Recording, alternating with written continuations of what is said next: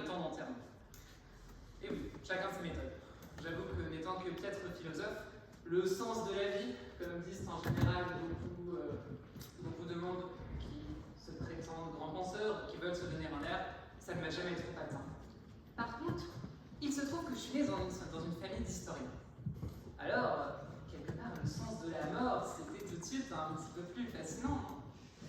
J'ai ces souvenirs, vous savez, en primaire, cours d'histoire sur la Révolution française. Bon, déclaration des droits de l'homme, petit papier, c'est bien sympa. Quand on passe sur la terreur, c'est quand même tout de suite un tout petit peu plus intéressant. Non, mais enfin, c'est vrai que celui ou celle parmi vous qui ne s'est jamais demandé quelle serait la mort la plus sordide me jette la première pierre. Ça me fait penser que la lapidation se passe relativement bien. Mais n'essayez pas parce que rien d'être mémorial, à mon humble avis. Je veux dire que j'y ai très longuement réfléchi. Alors, je vous vois déjà venir. Pourquoi penser ça? On est très bien à vivre, enfin après pas la question se pose, mais quand même. Et je ne dis pas le contraire. La vie est une expérience formidable. Mais c'est justement parce que c'est la mort qui est courte qu'elle est ainsi sublimée.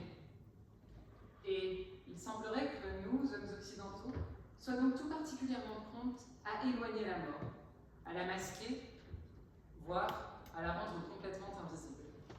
Combien de fois vous a-t-on dit, non pas il est mort, mais oh, il est parti, il est monté au ciel, il n'est plus là.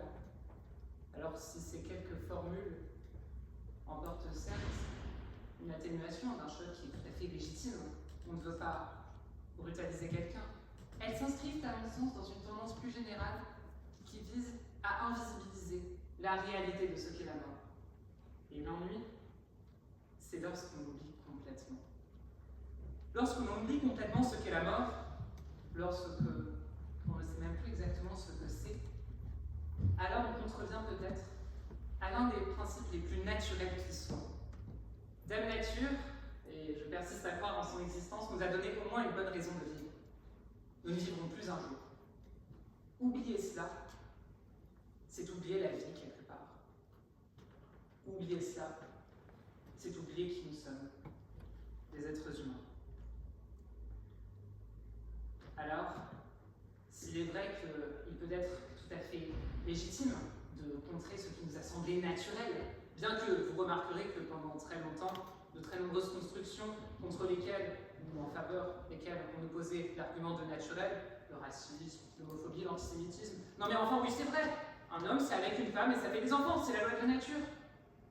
Qu'est-ce que cette réalité a de naturel? Non, ce n'est pas le sujet ici. En oubliant ce qu'est la mort, on contrevient véritablement à ce qu'est la nature. Si vous voulez mon avis, la nature se fiche, à mon sens bien, que des hommes puissent être ensemble, et puissent même avoir des enfants.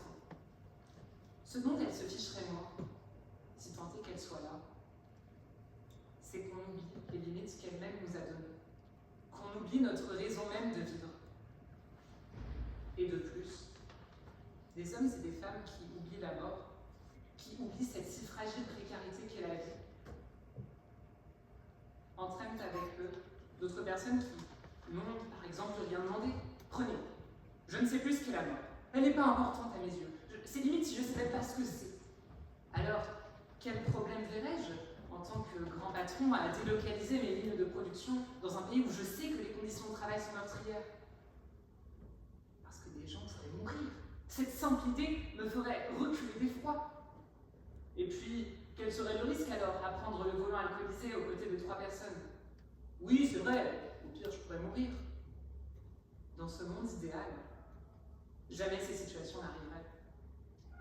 Alors aujourd'hui, la sécurité routière dénombre à peu près 3000 décès sur les routes de France, dont un quart à peu près sont dus à la consommation d'alcool. Récemment, M. Merlin a fait installer le géant de l'ultra fast fashion au bazar de l'hôtel de ville. Ce monde est-il le nôtre? Je ne crois pas. Dans le monde dans lequel nous vivons, la mort est déconsidérée. Et elle est déconsidérée peut-être de plus parce qu'il nous est au fond bien pratique d'oublier que c'est peut-être elle qui, au fond, nous relie à l'étrange banalité du restant des vivants. C'est peut-être en oubliant la mort que l'on oublie que l'on finira comme la plus ordinaire, la plus noire des termites de la colonie qui s'est installée sous mon escalier. Oublier la mort, ce n'est donc pas seulement, comme le disait si vaillamment Spinoza, être libre. C'est aussi essayer d'oublier le fait que nous sommes des êtres vivants, comme les autres. Et même parmi les hommes, il y a des existences que nous jugeons plus désirables que d'autres. Alors forcément, lorsque l'idée de la mort vient, on se dit que peu importe le NS qu'on aura obtenu, au final, même notre bac, ça ne comptera pas vraiment. La vie est comme une longue récréation qui dure en moyenne 85 ans.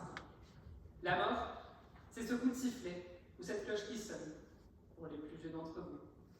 C'est l'heure à laquelle chacun reviendra en classe, la maîtresse fera asseoir tout le monde, et nous serons à nouveau tous égaux. Peu importe la vie que nous avons pu mener.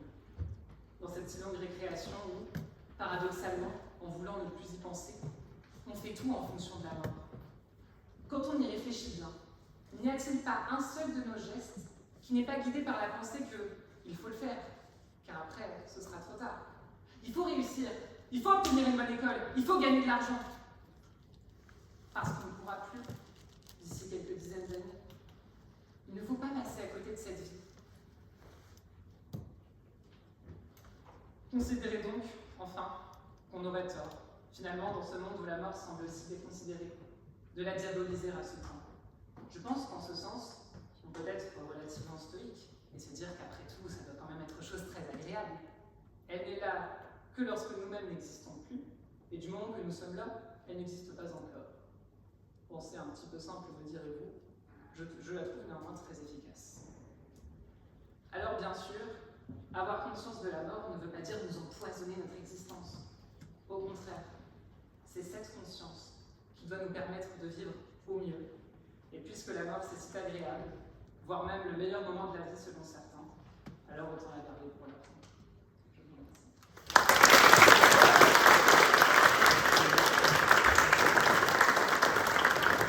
Merci Thomas. Et on va accueillir Sacha avec les paysages.